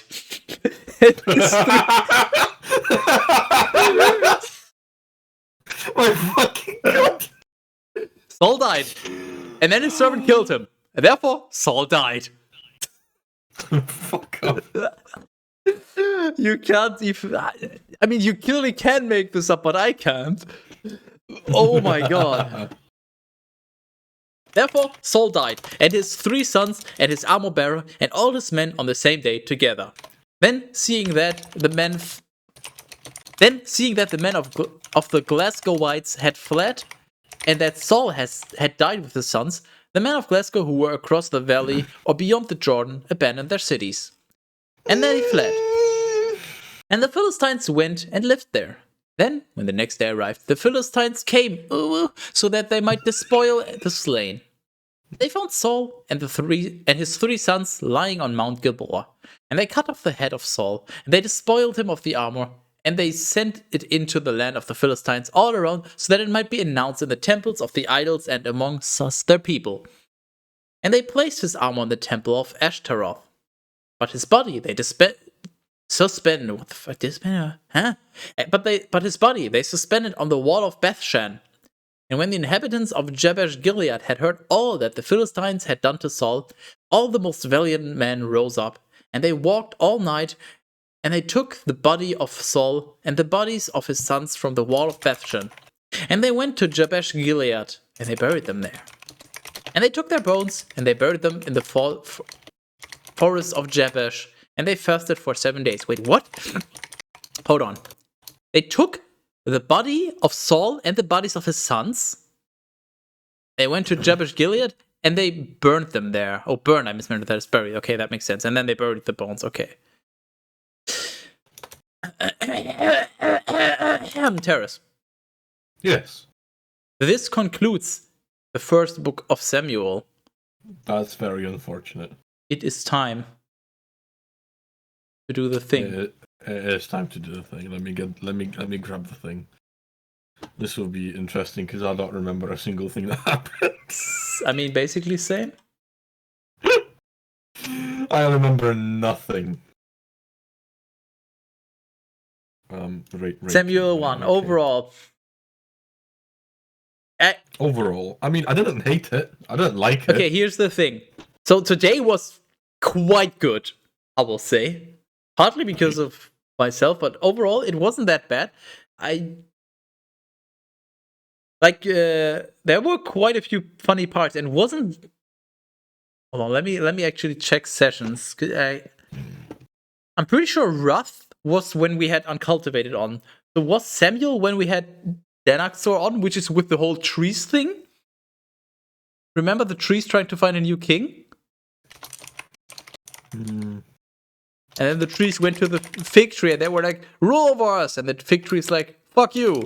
And they went to the next tree and all of that. Hold on, let me check. Am I correct on this?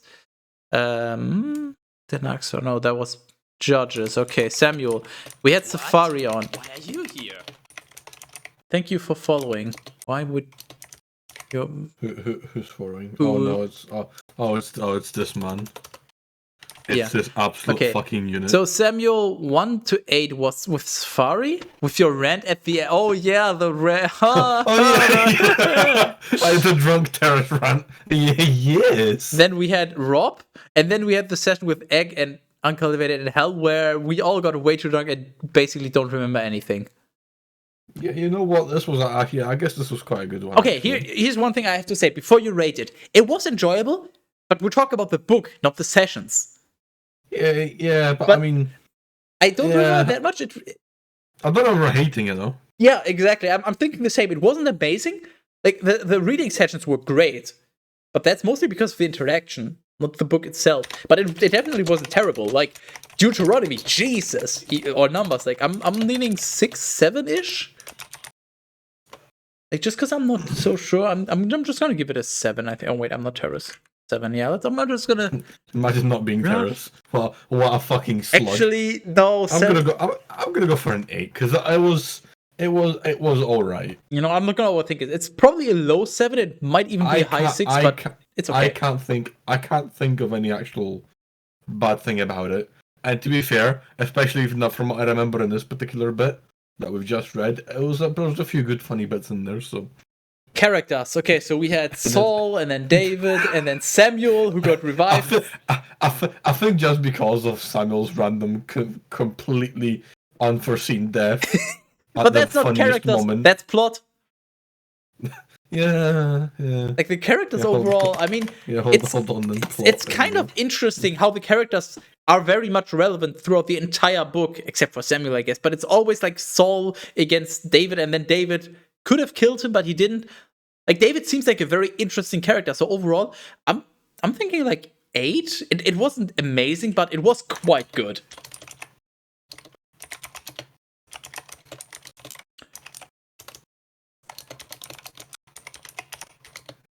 Yeah, I think it is quite fair.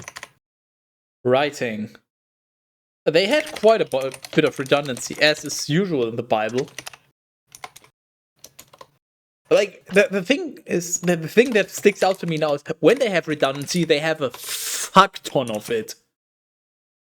So, And also a lot of, this person said, and then the other person said, and then the first person said. It was like very, very lazy writing. Like I know the Bible is already setting a low standard, but even by previous standards, it felt quite low. It's not as bad as like Leviticus or Numbers, where it's literally just listing garbage. So I'm thinking like maybe high 5, but get it high 5, but somewhere around a 5. Yeah, that's fair. Plot. And then Samuel died. That was pretty funny, but overall, I think it's a pretty interesting plot. How David first is this very important character, and then all of a sudden this guy gets suspicious, and then David has to flee, and then he could have killed him, but he didn't. And then the redemption arc, like overall, that was pretty good. I'm like 8, maybe even 9. I'm just gonna give it an 8. It's pretty good comedy. I mean, And Samuel then just Samuel died. But other than that, Yeah. men urinating against the wall. What else is really? It definitely wasn't super dry. So I'm gonna say 5 at least. But I can't think of any high points aside from Samuel dying either. And I think that's just a highlight of like the Bible so far. I mean, it's your rating. So. The dude just up and died. He just keeled over. Like he's not even been in the book and he suddenly just dies. Kinky. You remember The entire book was named after him. I mean, I don't know about the kinky. There was a lot of pissing on the wall. Yeah, but that's literally the only thing I can think of. And having 2 wives, if you want to count that. Like, Yeah, that's not a very kinky one though, is it? And he shat in a cave. Like I can't think of anything that would actually really be kinky. So I actually am leaning towards a 0 I'll go for a 1. because I'm trying to think if there was anything kinky. I don't think there was anything sex related mentioned. Like not even just creating a child or offspring or anything. So I think I'm just gonna give it a 0 because I can't remember anything. Interesting. This is on par with Exodus, apparently. Wow, that's interesting.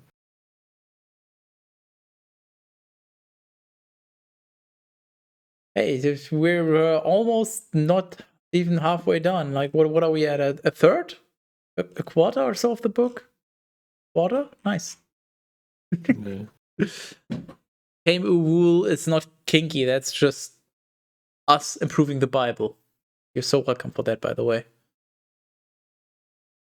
That's nothing to be welcome about. What do you mean? We did work and we need to be appreciated for it.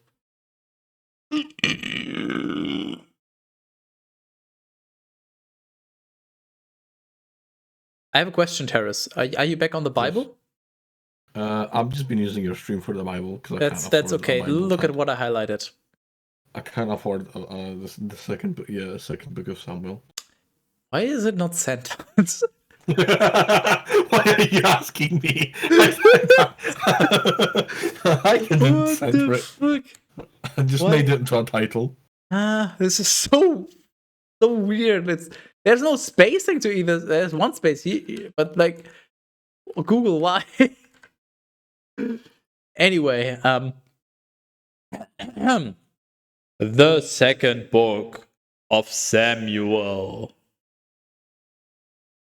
2 Samuel 1. Now it happened that, after Saul died, David returned from the slaughter of Amalek, and he remained for 2 days at Ziklag. Then, on the 3rd day, a man appeared, arriving from the camp of Saul, with his garments torn and dust sprinkled on his head.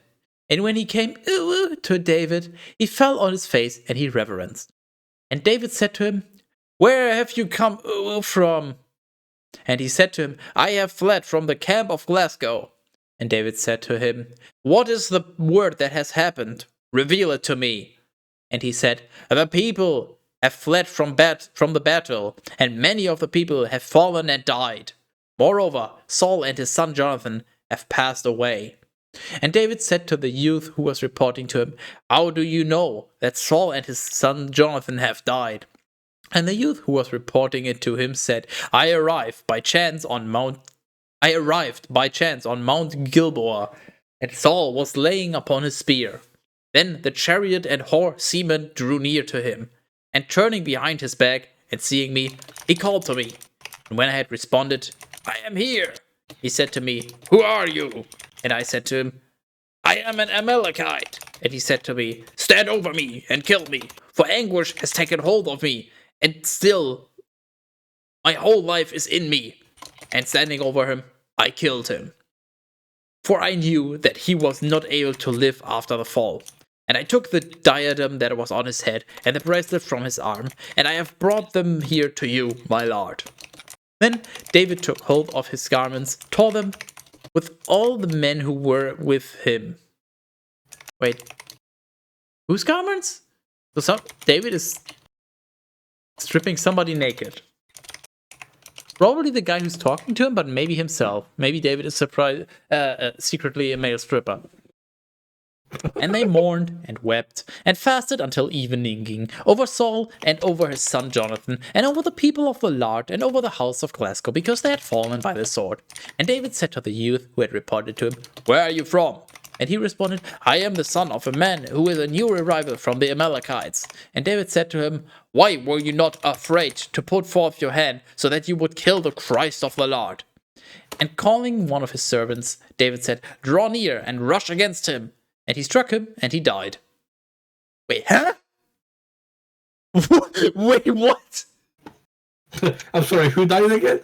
Okay, so I forgot. So I wasn't listening. There's some random messenger dude basically who was on the mount where Saul and his sons died. He just happened to see that, and then he was like, "Well, I guess I'll just take the diadem and the bracelet as proof or whatever." And then he goes and encounters David, tells him, and then he's like, "Here, this is what happened." Then David, taking hold of his garments, told them. So I guess David is stripping the messenger. And then David said to the youth who had reported to him. So David is talking to the messenger. "Where are you from?" Messenger saying, "I'm a son, blah, blah, blah. I'm from here." And then David said, "Why were you not afraid to put forth your hand so that you would kill the Christ of the Lord?" And calling one of his servants, David said, "Draw near and rush against him." So David is literally just saying, "Why were you not afraid to kill this dude?" And then he's like saying, "Hey, servant, kill him." And then he just kills him. What the fuck?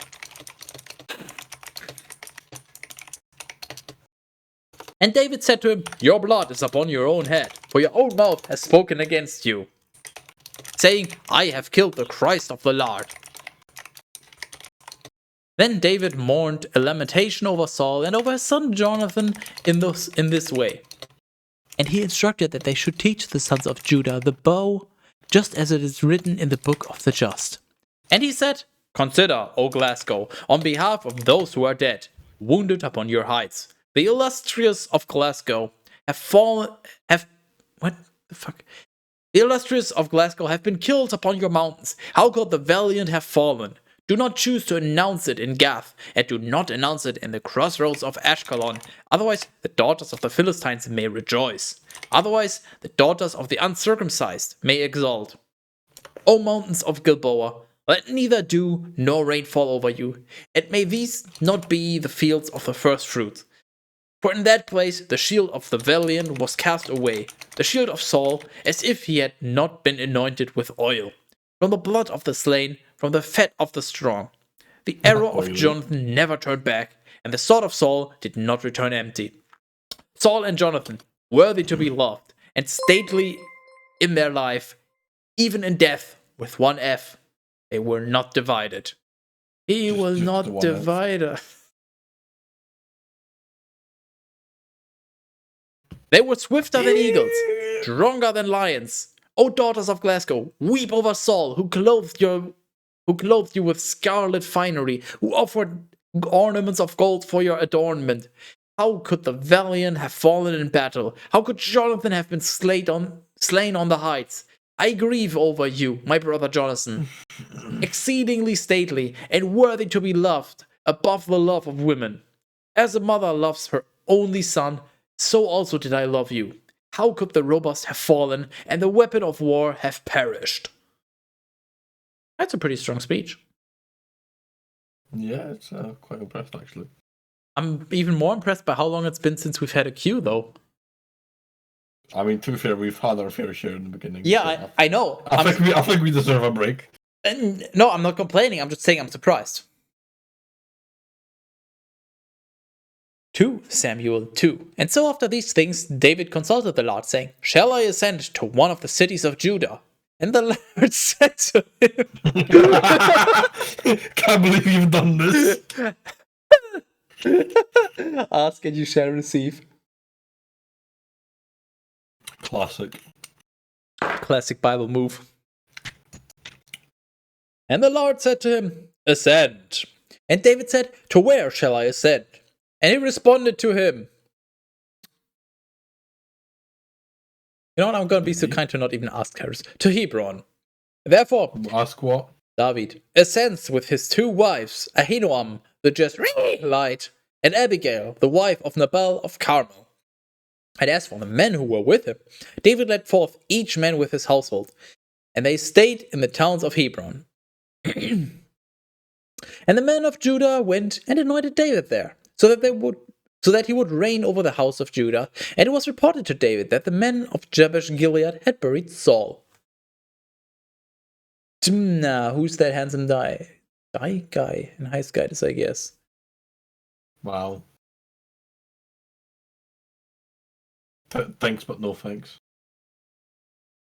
Just wants to join us. I'd feel like 7 times better if that came from anyone but Fanti. Hey, Fanti, would you like to join us tomorrow? Therefore, David sent messengers to the men of Jabesh Gilead, and he said to them, Blessed are you to the Lord, who has accomplished this mercy with your Lord Saul, so that you would bury him. And now, certainly, the Lord will repay to you the mercy and truth. But I also will act with favor, because you have accomplished this word. Let your hands be strengthened, and be sons of fortitude. For even though your Lord Saul has died, still the house of Judah has anointed me as king over them. Then Abner, the son of Ner, the leader of the army of Saul, took Ishbosheth. The fuck is this name? Ishbosheth. Yeah. Took Ishbosheth, the son of Saul, and he led him around throughout the camp. And he appointed him as king over Gilead, and over Geshuri, and over Jezreel, and over Ephraim, and over Benjamin, and over all of Glasgow. Ishbosheth, the son of Saul, was 40 years old when he had begun to rule over Glasgow, and he reigned for 2 years. For only the house of Judah followed David. And the number of days during which David was staying and ruling in Hebron over the house of Judah was 7 years and 6 months. And Abner, the son of Ner, in case you forgot, and the youths of Ishbosheth, the son of Saul, went out from the camp to Gibeon Plis. Therefore, Joab, the son of Zeruiah, and the youths of David went out and met them beside the pool of Gibeon Plis. And when they had convened together, they sat down opposite one another, these on one side of the pool and those on the other side. Yeah, that's what opposite means. And Abner said to Joab, Let the youths rise up and play before us. And Joab answered, Let them rise up. Therefore, they rose up and crossed over, 12 in number of Benjamin, from the side of Ishbosheth, the son of Saul, and 12 of the youths of David. And each one, taking hold of his spear by the head, fixed a sword into the side of his adversary, and they fell down together. And the name of that place was called the Field of the Valiant in Gibeon Plis. Huh? Yes. So two families, groups, nations, whatever, just sit down on opposite sides of some kind of river, basically, or a pool, whatever. And then they're like, all right, let the youths play. And then they play by just literally killing each other.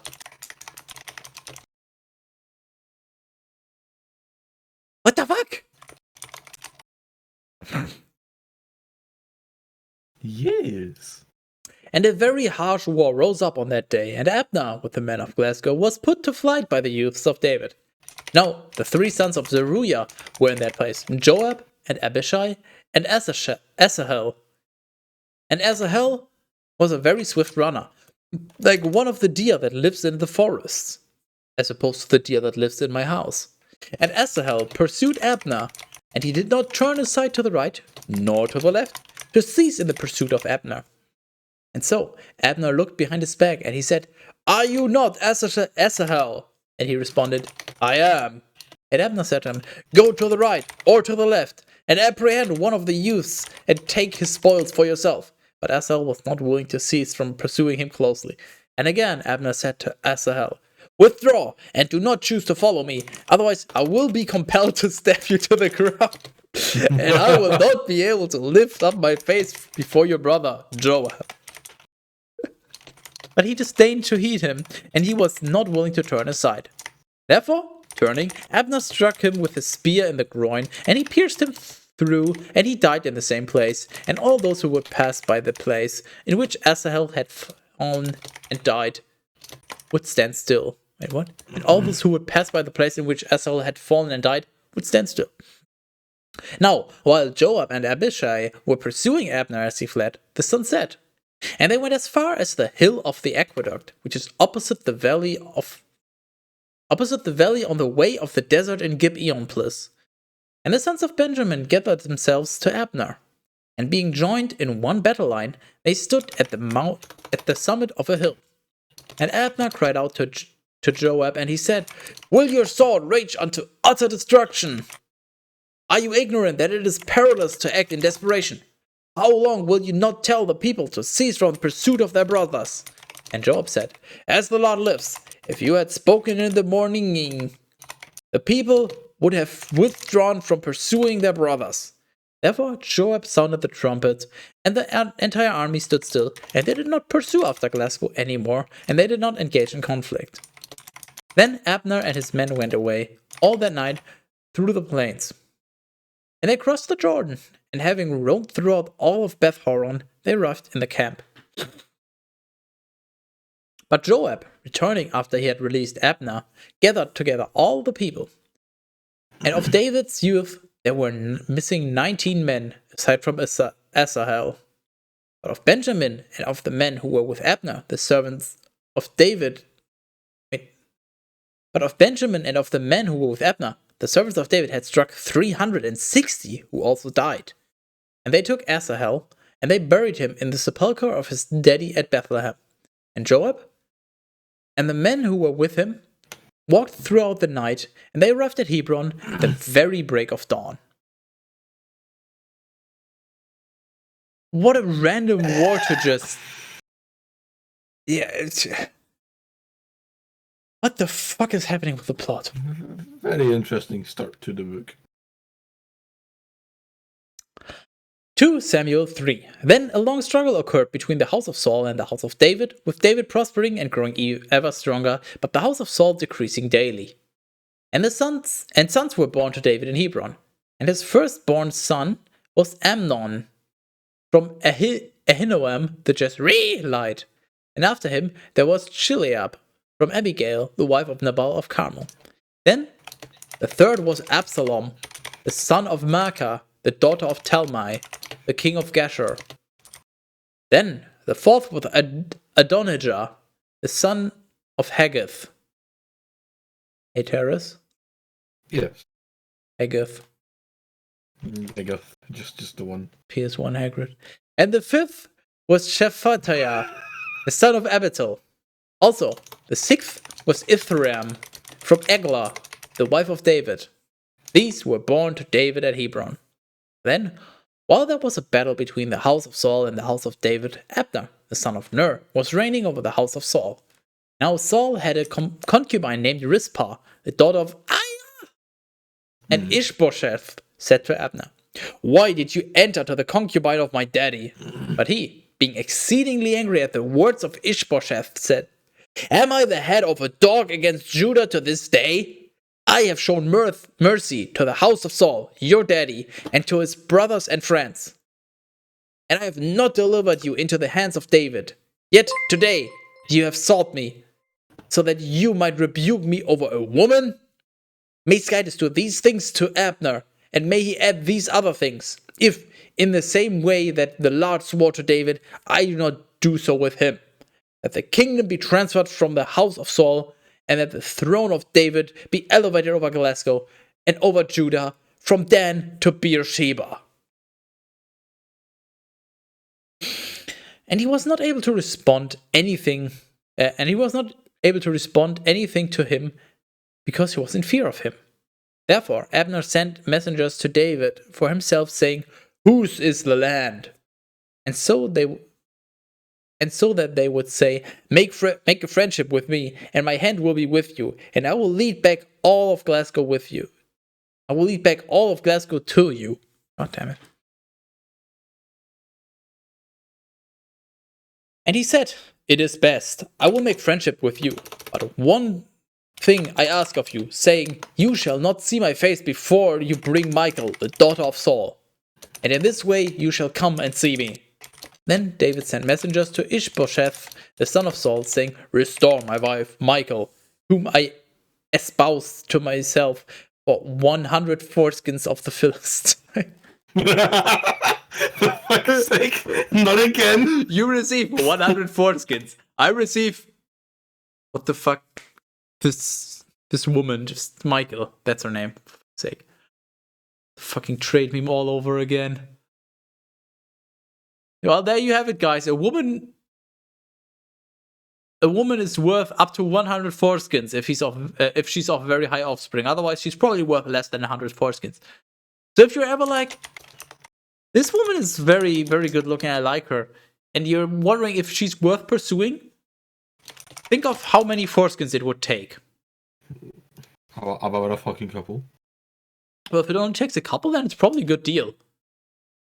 But if it takes like 50 plus, then she's really gotta be the one. She's gotta be special. I mean, unless she's pretty fucking talented, you know. I mean, there's someone who can do some interesting things, if you know what I mean. Therefore, Ishbosheth sent and took from her husband Peltiel, the son of Laish.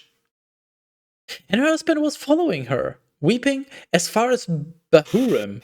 And Abner said to him, go and return. And he returned.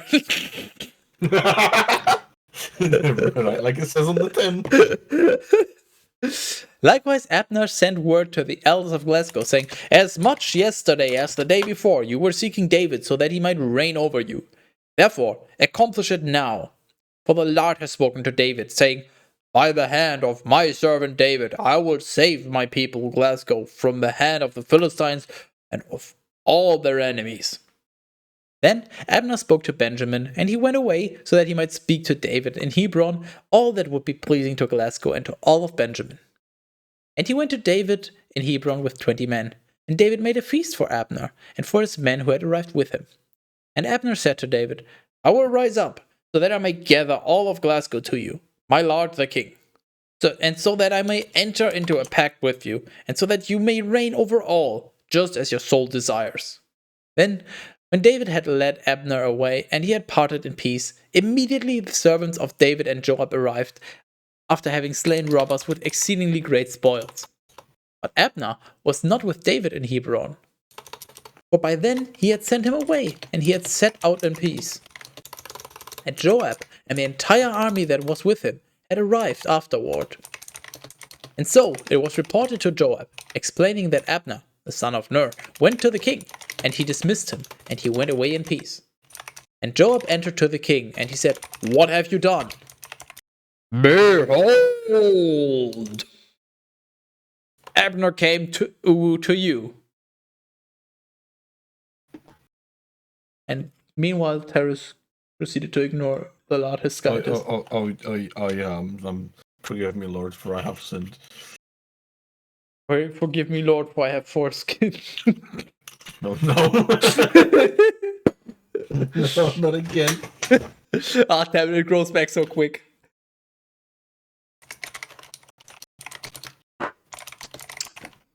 But damn it, where was I? There. And he said, what have you done? Behold, Abner came to you. Why did you dismiss him, so that he has gone and departed? Do you not know about Abner, the son of Ner, that he came to you for this, so that he might deceive you, and might know of your departure and your return, so that he might know all that you do? And so Joab, going out from David, sent messengers after Abner, and he brought him back from the cistern of Sirah, without David knowing.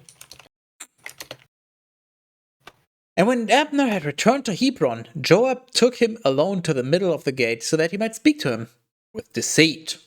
Dun dun dun! And there he stabbed him in the groin, and he died in revenge for the blood of Asahel, his brother.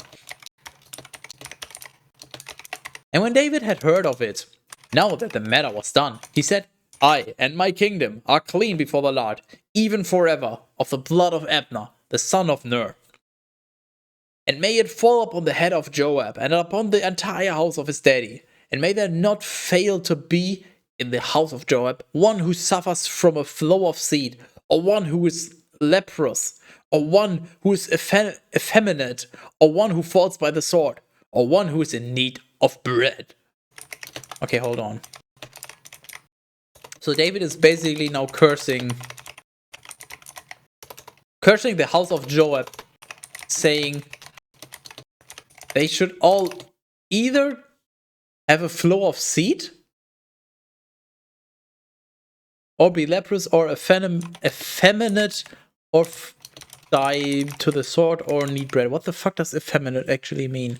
I totally know English. Effeminate. That's not how you spell it. Effeminate. Imagine not knowing English. Okay, that's kind of what I thought. Okay, yeah. What the fuck just... I don't know. I sort of lost what was going on in the plot about Exodus. I don't know, but I like this. This Melwish curse thingy is pretty funny. So he's saying you shall all either just get involuntary ejaculations, or you shall be very feminine, or you die to the sword, or you need bread. Just... What? Or leprous, sorry, I forgot leprous. But just, or one who is leprous, or one who is effeminate. Implying that somehow it's relevant or bad or anything. Like, I hope that your entire family dies. That your entire family suffers from flow of seed, being leprous, being femboys, dies to sword, or from hunger. Just one of these is not like the other. Actually, two of these are not like the other. What the fuck? And so Joab and his brother Abishai killed Abner, because he had killed their brother Asahel at Gibeon Plus during the battle. Then David said to Joab and to all the people who were with him, "Tear your garments and gird yourself with sackcloth and mourn before the funeral procession of Abner." Moreover, King David himself was following the casket. And when they had buried Abner in Hebron, King David lifted up his voice, and he wept over the burial mound of Abner. And all the people also wept. And the king, mourning and lamenting Abner, said, "By no means has Abner died the way that cowards usually die." Like that he's a coward, ? "Your hands are not bound, and your feet are not weighed down with fetters. But just as men often fall before the sons of iniquity, so you have fallen." While repeating this, all the people wept over him. And when the entire multitude had arrived to take food with David, while it was still broad daylight, David swore, saying, "May Skytis do these things to me, and may he add these other things if I taste bread or anything else before the sun sets." And all the other people... And all the other people heard it, and everything that the king did in the sight of the entire people was pleasing to them. And every common person and all of Glasgow realized on that day that the killing of Abner, son of Ner, had not been done by the king. The king also said to his servants, "Could you be ignorant that a leader and a very great man has fallen today in Glasgow? But I am still tender and yet anointed king, and these men of the sons of Zeruiah are too harsh for me. May the Lord repay whoever does evil in accord with his malice."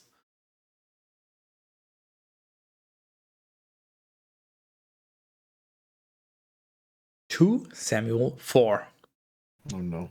Then Ishbosheth, the son of Saul, heard that Abner had fallen in Hebron, and his hands were weakened, and all of Glasgow was troubled. Now the son of Saul had 2 men, leaders among sus robbers. The name of one was Baana. Baana? Banana. But I didn't know her. And the name of the other was Rechab. Just like rehab with an extra C. The sons of Rimmon, a Beerothite from the sons of Benjamin. For indeed, Beeroth too was reputed with Benjamin. And the Beerothites had fled into Gitaim. Gitaim? Gitaim. Sure, Gitaim. And they were strangers there until that time. Now Jonathan, the son of Saul, had a son with disabled feet. Just enable them, huh? For he was 5 years old when the report about Saul and Jonathan had arrived from Jezreel. And so his nurse, taking him up, fled. And while she was hurrying so that she might flee, he fell and was made lame. Me, when I just stopped being cool. And he was called Mephibosheth. Dude, these names are just getting more and more ridiculous. And so the sons of Rimmon, the Beerothite, Rechab, and Ben, It's fine. They only get easier later on, because later on you get named like John and Mark. Can't wait for that. Arrived and entered the house of Ishbosheth in the heat of the day. And he was sleeping on his bed at midday. And the doorkeeper of the house, who was cleaning the wheat, fell fast asleep. Then they entered the house secretly, taking the ears of grain. Where the fuck was it? There. And Rechab and his brother Ben stabbed him in the groin, and they fled away. But when they had entered the house, he was sleeping on his bed in a closed room. And striking him, they killed him. And taking his head, they departed by the way of the desert, walking throughout the night. And they brought the head of Ishbosheth, David, in Hebron. And they said to the king, Behold. Oh no. The head of Ishbosheth, son of Saul, your enemy who was seeking your life.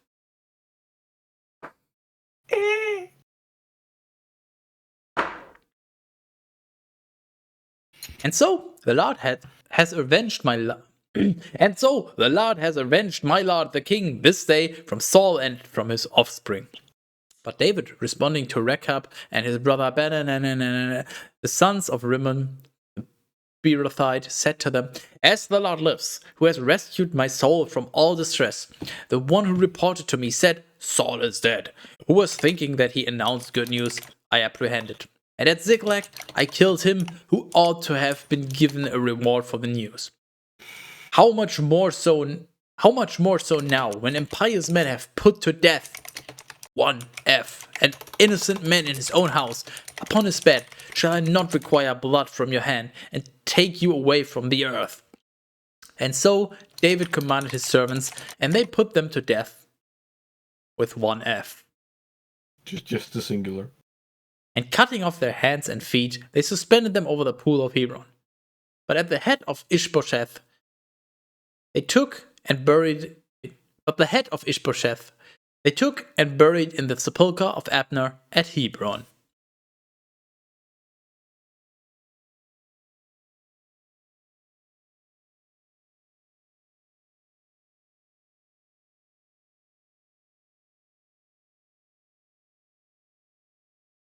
Games.